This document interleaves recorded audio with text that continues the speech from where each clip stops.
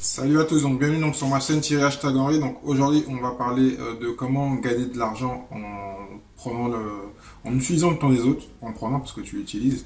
Euh, Aujourd'hui, il n'y a pas de présentation, on n'a pas de temps à perdre. Comme tu sais, j'ai beaucoup de choses sur le feu.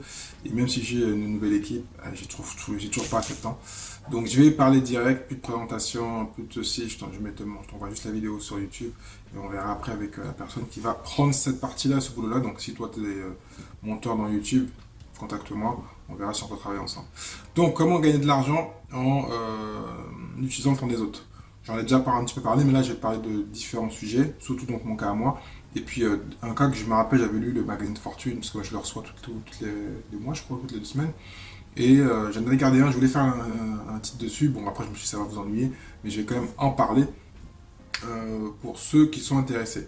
Donc, comment gagner de l'argent en utilisant les autres?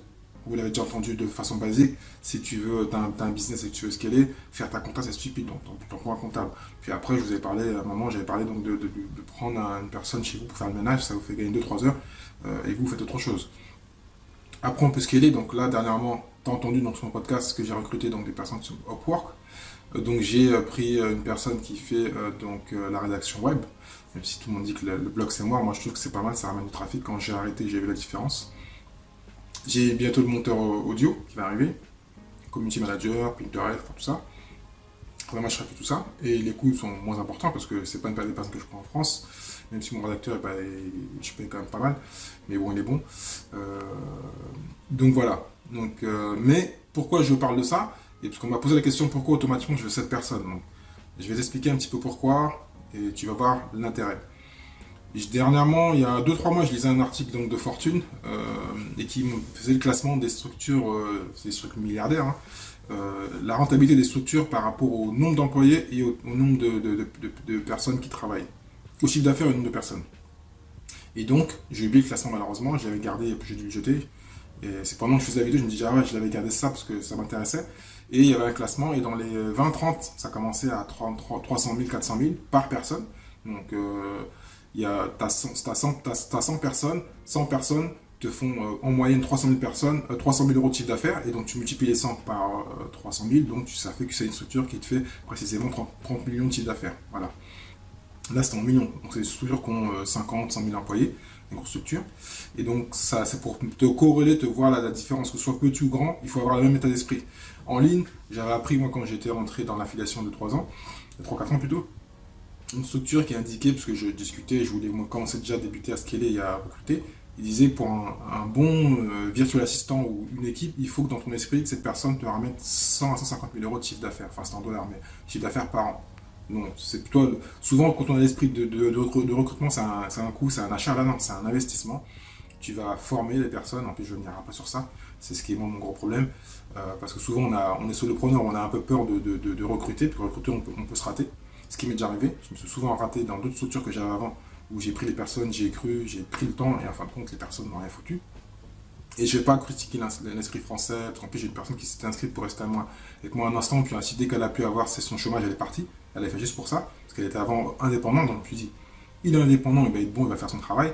Par contre, c'est juste le temps d'avoir les acédiques, et dès qu'il a pu quitter, il a quitté, il n'a jamais fait de vente, il n'a rien fait, bon, c'est ma faute. En tant que responsable, il faut toujours se dire, voilà, dès le départ, il ne faut pas faire l'erreur du recrutement, et c'est pour ça que souvent j'ai fait un article, je mettrai le lien vers comment le Librou, donc bien recruter, ne pas faire d'erreur sur le recrutement, c'est vraiment une base. Et donc, il faut avoir l'esprit d'un footballeur, du PSG, de Marseille, d'un coach d'une équipe de football ou n'importe quoi d'handball. Et qu'il faut, donc, si tu as les bons éléments, bien sûr, souvent, il faut les payer plus cher. Mais si tu peux trouver la part entre les deux, entre payer pas trop cher, à part si tu as les moins, ben, tu payes. Hein, et c'est même une façon de piquer des éléments chez les autres et avoir une personne qui te rapporte beaucoup. Donc, c'est là. Et j'en reviens à la structure. Malheureusement, j'ai pas la structure. Facebook était dans les 30 premiers. Hein. Il y avait d'autres structures qui étaient quasiment inconnues, souvent dans la finance et l'assurance, où il y avait eu même une boîte, je crois, qui montait à 500 à 600 000 euros par personne. Donc, dans sa tête, elle peut se dire chaque fois qu'elle recrute quelqu'un, qu'elle le forme bien et qu'elle le garde sur le long terme, la personne va lui ramener 600 000 euros. Donc moi, je fais une boîte comme ça, eh ben, j'embauche, je fais que ça. Je me dis qu'il y a une rentabilité, et le produit que je vends et ce que je fais grandit, le marché est grand, mais il faut le faire. Donc c'est quand on a cet esprit-là, on peut recruter. C'est pour ça que certains m'ont dit, pourquoi tu recrutes cette personne? C'est fou, c'est dangereux, t'es un solopreneur, c'est nul. C'est vrai que c'est bien de faire le coup de solopreneur, mais t'es limité. À moins que j'avais 1 million à dépenser en trafic et j'ai dépensé 1 million et j'en récupère 2, c'est bien d'avoir des humains. En plus, quand là je me suis reposé un peu pour une fois pendant les vacances, environ 5 10 jours, voilà, même si je fais des tunnels de vente, je fais tout ça, je préfère avoir un humain parce qu'il y a des fois la machine ou même l'automatisation est à ses limites. Donc avoir un humain qui fait le travail pour toi, il faut juste avoir le bon contact, bien discuter et bien recruter. Là, voilà. Et quand tu sais que si tu fais bien les choses, que tu as des produits qui marchent, tu as un tunnel qui marche, tu as un système qui marche et que si tu fais bien les choses, tu la recrutes après. Bon, moi, je l'ai commencé à lâcher 10 heures par semaine, 10 heures par semaine, et que j'ai fait monter à 20 30 heures et que je sais qu'à la fin d'année, cette personne-là me rapporte, si je fais bien les choses, j'en la payant bien, 150 000 € par an, et que ça me coûte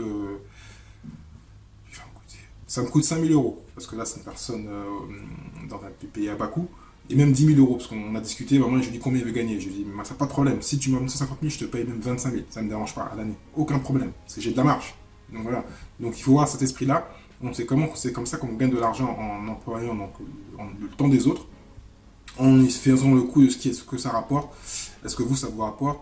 Après, bien sûr, comme je le répète, il faut savoir former, il faut savoir donc bien recruter et bien former et pas se rater parce que si on se rate, on a dépensé bêtement de l'argent. Donc il faut après, comme je l'ai dit dans mon podcast, je mettrai encore le lien, savoir recruter, prendre son temps et s'il y a un problème, vite arrêter. Ce qui m'est souvent l'erreur qui m'est arrivée dernièrement, certains n'ont pas compris, j'étais plus dur. J'avais recruté en fait 3 personnes au mois de décembre et j'en ai deux que j'ai vite recruté, excuse-moi, parce que j'ai vu que ça allait pas et que j'ai pas les poches pleines, donc je fais attention à ça. Donc la personne qui est là, on a eu des petits soucis, mais on y travaille. Donc le but c'est vraiment d'utiliser le temps des autres et il y a plein de façons. Là j'ai parlé en fonction de la rédaction web, mais il y a plein de façons où on n'y pense pas et on pourrait donc recruter les gens et ne pas faire le boulot parce qu'on pense qu'on est intelligent, on gagne de l'argent en économisant, en faisant le travail nous-mêmes. Non, si on a vraiment de la valeur, on veut vraiment grandir quelque chose, une vraie structure, je parle pas juste d'une petite structure, j'allais descendre les de profondeur, parce que j'en suis encore un, on va dire, entre parenthèses. Donc non, mais il faut apprendre à bien utiliser son argent et son temps et utiliser le temps des autres en voyant ce que vous pouvez faire évoluer la personne. Et si quelque chose vous coûte 10 € à l'heure et que vous en voulez en faire 100 ou 200, voilà, il faut juste bien réfléchir et bien faire ses comptes et savoir si vous avez la trésorerie pour. Donc j'espère que j'ai répondu à la question. Donc voilà pourquoi cette personne. Donc si je fais un calcul, cette personne que j'ai recrutée jusqu'à la fin de l'année, il faut aller 150. C'était mon but, de bien faire les choses, d'avoir les produits avec des marges. Je fais le calcul, voilà, je serai arrivé à un chiffre qui me correspond. Je pense que ce sera pas mal, je serai plutôt fier de moi. Et je serai assez content de vous le dire si ça a réussi ou pas. Donc si tu as des questions, n'hésite pas à me poser des questions, à mettre des commentaires tout ce que tu penses sur ça et sinon je te mets un lien dans une formation pour apprendre à déléguer et à bien recruter donc tes équipes. Je te dis à très bientôt. Ciao ciao.